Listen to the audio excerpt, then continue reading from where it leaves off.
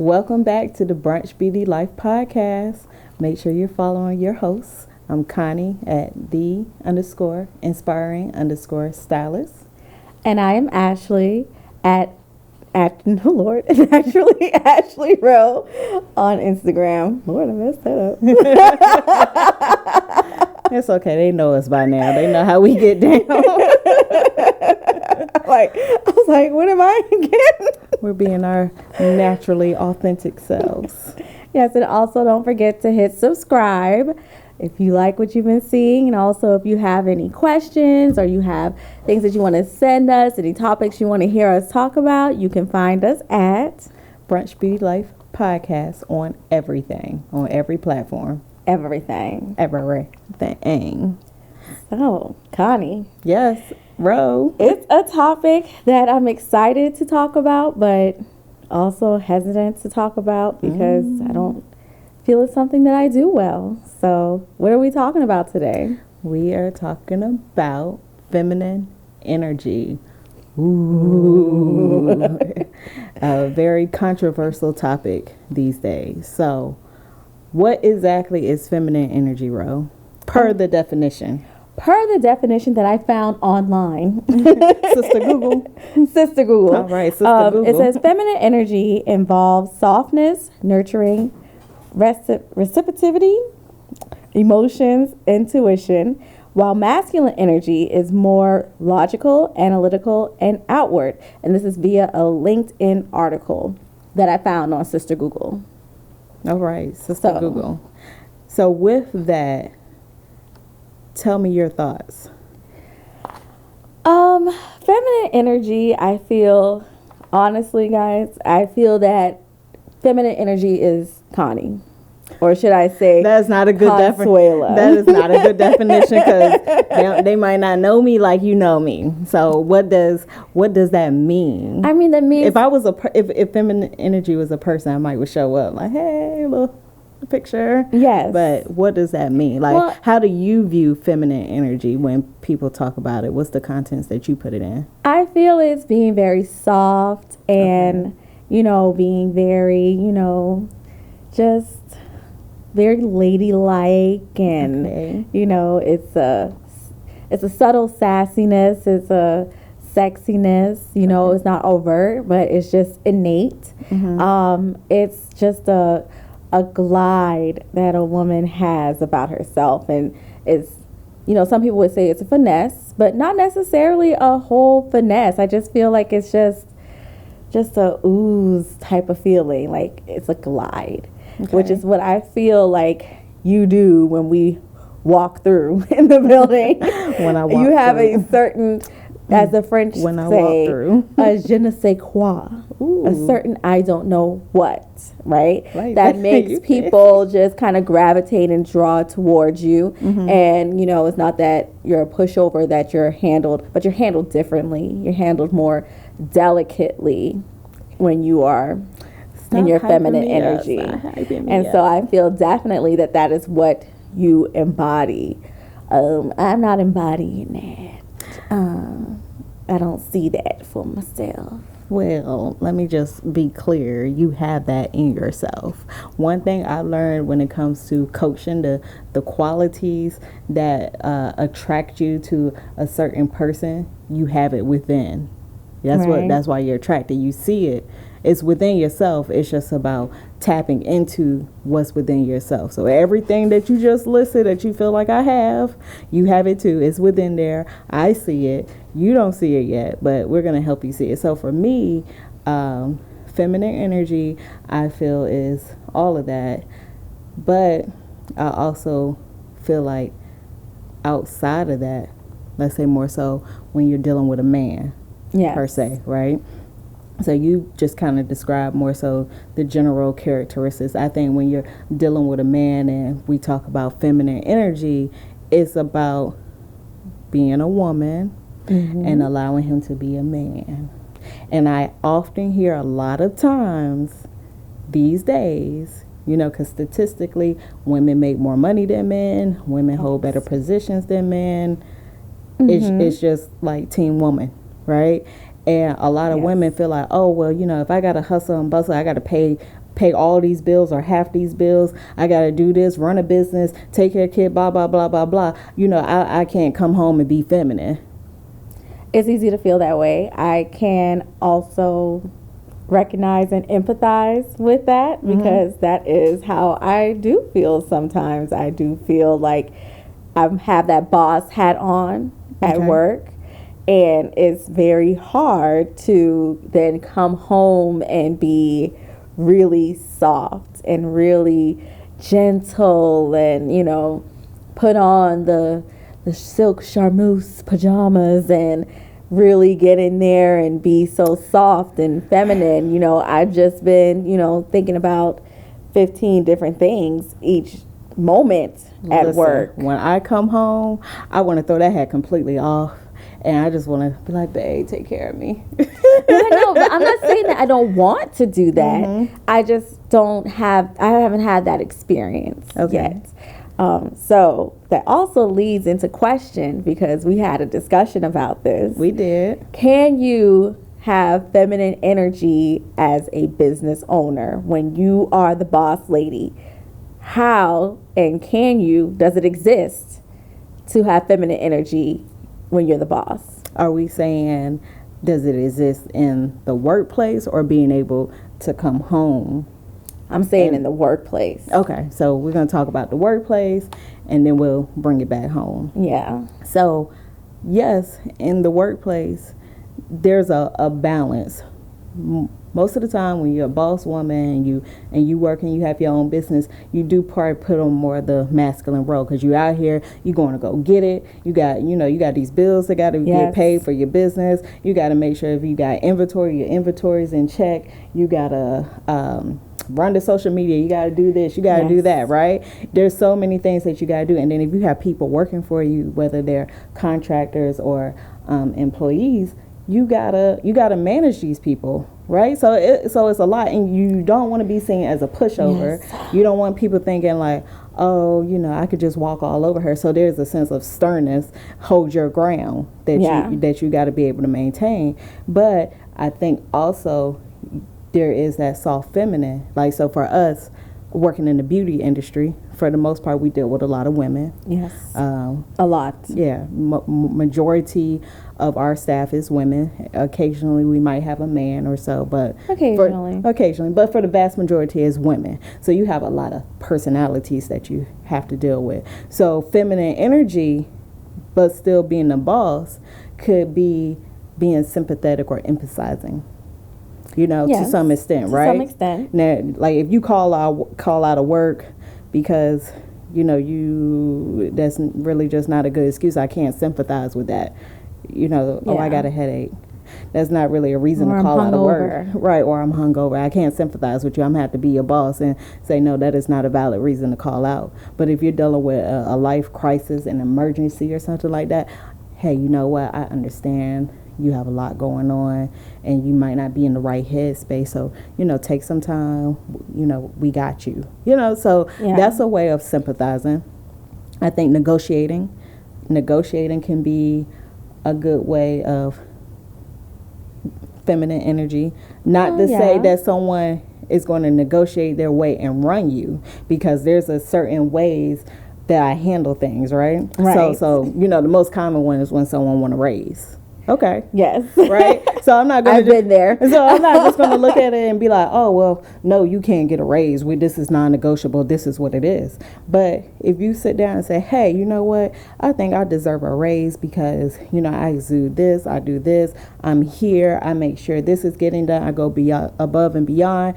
Once you have proved your case, that may be a way to say, hey, you know what? You do deserve a raise, right? Yeah. But that's one side of it. That's the feminine side of it. The masculine side of it would be if someone is coming to me wanting a raise because they got financial problems, right? Yeah. Well, I need more money because what I'm saying, I got bills that I got to pay, blah, blah, blah. But they ain't got nothing to do with me. The way you manage your money has absolutely nothing to do with me. And I can't allow your money problems to dictate how I handle business. So that's on period. Right? So that might be a situation where you get more of the masculine energy from me. Well, see, when it's kind of, it varies for me. When I first started just graduating from college, and I had a strong retail background. So I worked in retail from the age of 15 all the way up through college and beyond. And when I had my first management, like for real management job, I was working for a major company in this industry. And I was 22. And it was so hard to get people to understand and respect me. Do you think it has something to do with your age? It has a lot to do with my age, and it had a lot to do with the fact that I don't look my age. So I'm almost 40, and I don't think I even look close. You know what they say, to be almost 40. So just imagine if this is what I look like now, how much younger I looked then. Right. And so I've learned to have this hat on, this boss hat that I've had to put on, and really be stern and really make sure that I'm seen a certain way in all environments. Also being that I look young, I was young, and I am a Black woman working in a majority white industry. So I had all these hats to wear, and I had to show up a certain way. Absolutely. So for me in business, I don't see how there is a place to have feminine energy. There's a place for me to have it as far as caring. So I will care about your situation. Okay. But I've had to be the one to make those calls, or get those calls where it's like, okay, I'm so sorry that your child care fell through. But you need to figure out how to get. You got to get here, right? And that's and listen, now that's understandable, because guess what? And I think in the beauty industry, right, we get looked at as being laxed. And at the end of the day, if you're working in corporate America, you can't call corporate America and tell them whatever the excuse is to why you can't come to work. Exactly. And one of those reasons being, for a big corporation, you could easily be replaced. So people actually care about being able to keep their job. Whereas sometimes I think in the beauty industry, a stylist can come off like on a, well, you need me. Oh yeah, to absolutely. work here, so I can get away with X, Y, Z, and that's not really the case. That's just that's just a little mental note, because we do things strategically. So going back to feminine and masculine, I'm not going to make an emotional decision, right? That would be more on that feminine side. But trust and believe, if it's time to let you go, there's a masculinity involved into that. It's time to go. There's some strategic, and sometimes it's time to go. But trust and believe, there is a strategy behind that making decision. And going back to about you being young, as you were talking, I can resonate with that, because when I started my own business, I was 21 when I actually stepped out by myself. So being 21, I'm dealing with everybody older than me. Yes. Everybody. And so even with customers, I've had the customers that try to get over on me, the customers that try to haggle my price, like, who are you to be charging this much for this service? Oh, I could go here and get this same service done for a fraction of the price. And it's like, and your hair will be toe up. But and I'd be like, and you know what, that's fine, you can definitely go there, but this is what I charge if you want me to do your hair, because I know the service that I'm going to provide. So that may come off masculine, but it's business. This is what it is, right? Yes. But then you have some clients that you build bonds with, right? And they could be going through some hardships, and so you try to be understanding and be sympathetic. But once again, your financial issues don't have nothing to do with me, because I still got to hold my financial ground. I still have to make sure that the rents get paid at both salons, and I still have to make sure that my home gets taken care of and that I could pay my own bills. Now, I may give grace, because I do believe in giving grace. So that's that feminine side, but it's not going to be all the time or every single time. But I try to find ways to help out when I can, as long as I'm given the choice. Yes. Meaning that one time I had a client that was going through a financial situation, and I did her hair. She knew she was going through that financial situation. They all do. Right. And we got to the end of her service, and she's like, well, I don't have it, can I pay you on Friday? And I was upset about it. And I had to let her know, like, listen, you should have told me this prior to your appointment. Yes. You should have gave me the choice on whether or not I was going to be kind and still do your hair before your payday, or tell you to wait until after your payday. You should have given, and she robbed me of that choice. So at this point, I don't really have a choice. I mean, it is what it is, and I hope you come through. But for future reference, don't do that again. That'd be the first way to get completely off of my books. So I think there's a balance, and a lot of it kind of goes back into our previous episodes, maybe like 2 ago, where we was talking about intuition. Yes. So feminine energy, I think, too, has to deal with that intuition and being able to listen to it. So sometimes I get the vibe on whether I should or whether I shouldn't. Should I give grace or no? And so it's the balance for me. And that's where I have sympathy and I have empathy. Okay. And I definitely try my best to utilize that with my stylist and also with my clients. I'm really good at that. But just in general, I just feel like it's, it's very strong. There's so many things I am thinking about, like so many hats. I really don't think that people understand fully when you are the owner. And when you're starting a business, you have a lot of things that you do to kind of cut costs, right? Okay. I don't have a receptionist. Yeah. I don't have a shampooer. I don't have someone who's doing shampoos. I am, for the most part, I do have a social media manager who will post my things. Hey, Randy girl. And has got me popping and such, but still I have to send the photos. I have to, do my own recording of my reels and things of that nature. So then also we're adding on the bills got to get paid. Rent has to be paid. Products has to be paid for. We have to have all these things ready and lined up. So, and then also all the other hats, creativity, being creative with the business. What can we do? How are we pushing ourselves forward? How are we being innovative? So I have a lot of things going around in my head regularly all day that are kind of boss and chess moves. I find it sometimes hard to have that feminine, to lean into that softness, to kind of go there with them and that softness. Girl, let me tell you, when I get off work, I fall into it, okay? So going back to going home after you done had this type of day, and God forbid, and what other people don't understand is, as the owner, you're and working behind the chair actively, you're doing all those things, right? You're managing your clientele. So if you got 5 people to 10 people, your personality is blending with each client that's coming in, sitting into your chair. And it has to change, too, and it has to change, right? It changes per person. And then you've got to remember what they did 6 weeks ago so that you could pick back up on this conversation or know when their birthdays or whatever special occasion is. Your kid just graduated from high school. Right. Or maybe kindergarten or, Right. You got to know all these things. In addition to, if you got stylists, you got to know their clients' names, what they got going on. If it's a situation, because sometimes we have those moments, right, where we got a situation and you got to stop and go handle the situation. It's just a lot of moving parts. Yes. So one thing for me when I go home, because like I said, I fall into it. That whole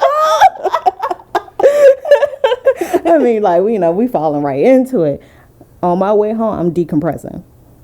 Whether I got my music on and I'm just woosawing it out, if I got to pull over for a few minutes and just, decompress. But when I get home to my man, when I got one, this was like that ideal live at home, like we living together type of situation, or let's just say I'm going to go see him, whatever the case may be. I just want to be able to relax. I want my hug. I want a kiss, not a peck. Peck are my pet peeves. I want a kiss. I want to feel that sensuality. I want to feel like a woman when I go home to my man, right? Now, I think this is where it can get challenging. Because now, so we said that women typically make more than men or whatnot. So for me personally, if I'm in a situation financially with a man that, let's say, can't pay all the household bills, or let's say can't financially meet me halfway with the household bills, because I've been in both situations, right? I've been in those financial situations. I'm not going to make him feel less than a man. I'm not gonna, I'm not gonna come home and be like, oh, so what job applications did you fill out? Did you do this? Because you need to be making more money because we need more money because I had to go out here and work. And then I'm not gonna nag. Men do not like women that just nag and complain because they got their own weight.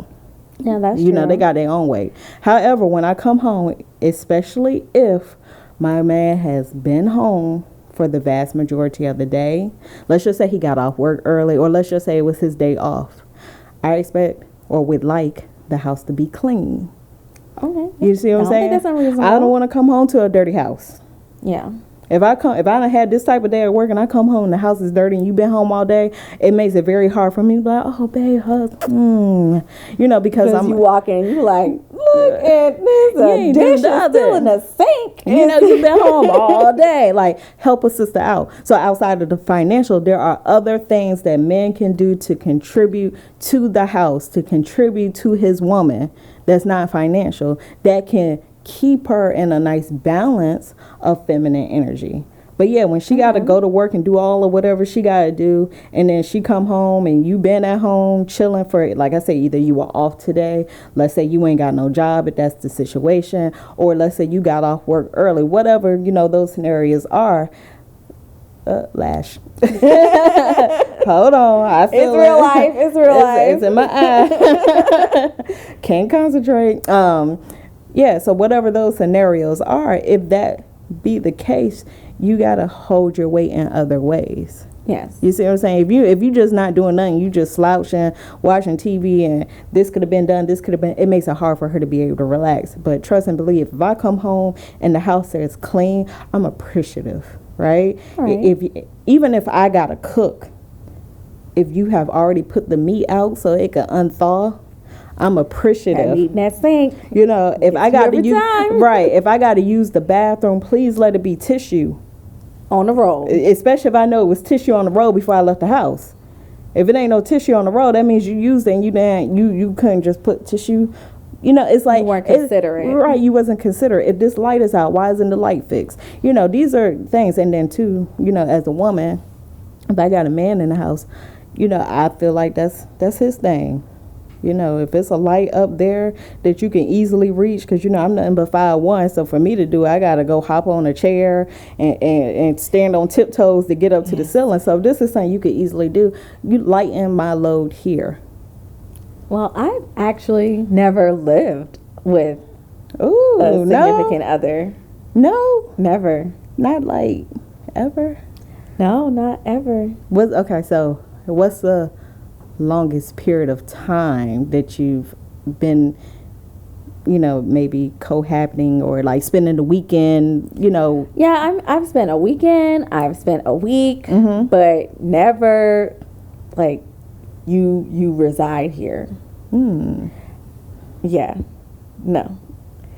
So I don't know. Maybe that goes into the aspect of me having issues with trying to get into my feminine energy, because I've always lived alone, and I've always had to take care of myself, and I've always had to take care of my home and my bills and my dwelling and my everything. So I'm just always still in my masculine.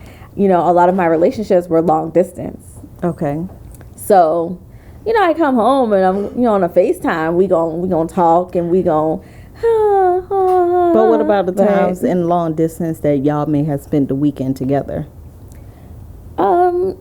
Like, do you feel like you operated in a feminine energy? Yay, nay, maybe so? In some of them, yes.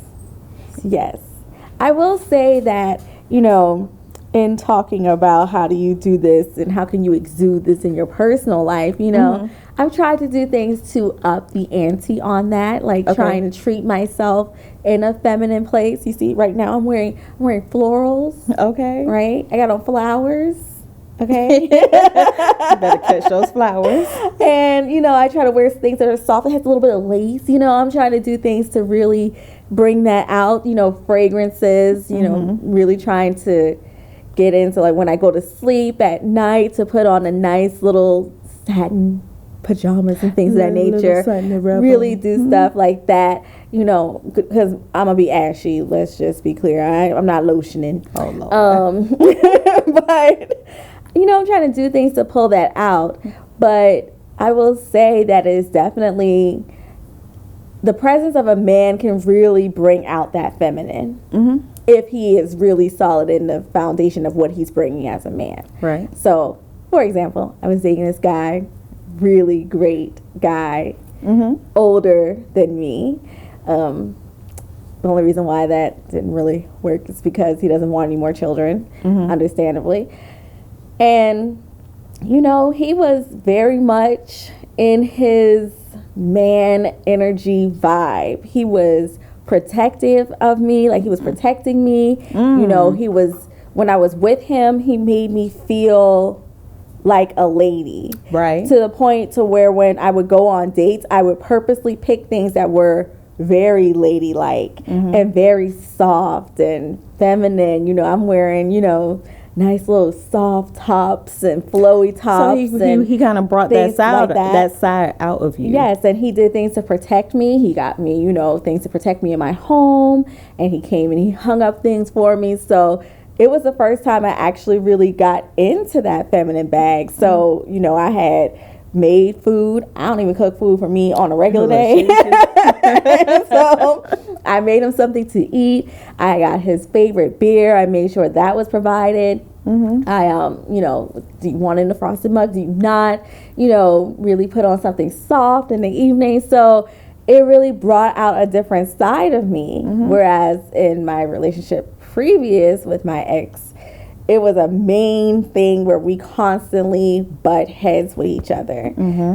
But he said that he understood why. He was like, you are a boss when you go to work. All day, you have to. He was like, you cannot be in business for yourself and not be that boss. And he was like, so I don't expect you to come home and be ready to take that off. Okay. And I don't expect you to come in and, you know, when we're talking about things and we're disagreeing, for you to not put on that hat. He was like, but I need you to take it down a little bit. But it was kind of hard to do, you know, it just was really hard. So why do you think with one guy you were able to exude or desire to be more in that feminine energy versus with him it was just head bumping? I feel that with him, he just brought out a need for me to always need to assert myself. You know, I felt like I was being challenged. Not in a, oh, you know, like it wasn't like a putting of ease. I think the other guy, he's just really, he had a quiet but just strong presence about him that just made me feel like, okay, like I'm safe and I can just be that way. Whereas with the other guys, not that I didn't feel safe or I didn't trust him, it just felt like we constantly fell into the pattern of the battle of the wills and the battle of the roles. So and would that be on that the lines of being more submissive? Because, you know, sometimes people think or feel with feminine energy that comes with a certain level of submissiveness. So what do you think? I think that definitely plays a part into it. With him, I wasn't so ready to submit because with that guy, we actually dated off and on from the age of 12 to I was 22. And then we reconnected at 38, 39. And I don't know if it was that we weren't able to release those, like, but we were always, when we were younger, battling. He was very stubborn, and then that just made me want to dig my heels even more and be like, oh, no, you ain't about to just tell me what to do. So it's still a constant battle, but I actually don't want to battle him. I don't want to be right, and I don't want to be wrong either. So it's just, I don't know. I'm really trying to work into getting into my feminine bag to get my je ne sais quoi on. Okay, your je ne sais quoi. You know? So we were looking at articles. Okay. And we found one from, what was it called? The Frugal Feminista. Oh, I think I got it on my phone. Let me see. Let me pull it up. And she was talking about black women being in their divine feminine energy. So I did see an article that was talking about feminine energy, and that was great. But I think that talking about it as a Black woman is completely different than just talking about feminine energy in general. I believe that as a Black woman, we have different challenges that combat with our divine feminine or get into our feminine energy, such as the fact that a lot, being the strife that we've had to go through as Black women, being able to come into a room where not just a woman, we are a Black first, woman second. So it's like we're in a lower position already, like two, not just lower. And we have a lot more things that we have to prove constantly of ourselves. We can't be angry or we can't be strong per se in our tone and how we're talking, because then we're viewed as angry. We can't be soft because then we're pushed over. So it's different being a Black woman trying to get into your feminine energy. I think it's a balance, because even in those types of settings, right? I feel like personally, like, yes, when I walk into a room, I feel like I'm still that strong Black woman, right? I feel like I exude confidence, like, I walk with purpose. I know what I'm going to say or what I'm going to do, but I don't walk around with what they call the resting bee face. I don't walk around looking like like, how you doing? Like, I don't walk around looking mad. I worked on mine. Right. I'm gonna have like a sense of calmness. I might just have a straight face. I might have a little bit of a smirk. Might have a little bit of a smirk, or if I make eye contact with someone, I might just give a subtle smile. Like, if I were out even at the grocery store, it really doesn't matter. If I was just out, if we make eye contact, I might smile, like, or look like, hey, how you doing? Right? Yeah, I feel like show the teeth a little bit. More of I'm not gonna look at you like, what you looking at? Yeah, mine is more of a like, it's a customer service smirk. Like, because I worked in retail for so long, it's like a, hey, how's you doing? You okay? Like, not in a, hey, So I'm working on that. Okay. But this seems like this is grounds for like a part 2. Yeah, I think I think so. I think for part 2 we're gonna maybe go into how do you work on channeling that feminine energy, right? Yes. Yeah. So or exuding. Exuding. As you do, because you exude. Maybe we get a little walk in. Let me see you walk. We did just practice that earlier. All right. So catch us on part 2. But in the meantime, until part 2 drops, make sure you are following us at Brunch Beauty Life Podcast on all platforms. And also subscribe. Hit that subscribe button so that we can know how you're feeling. Also hit those comments. And if you want to send us any questions or submit anything that you feel about being in the feminine energy or any of the things we've spoken about previously, you can email us at brunchbeautylife.podcast@gmail.com. And again, I'm Ashley Rowe at Naturally Ashley Rowe. And I am Connie, the Inspiring Stylist, _inspiring_stylist. Make sure you're following us and catch us for part 2. To be continued.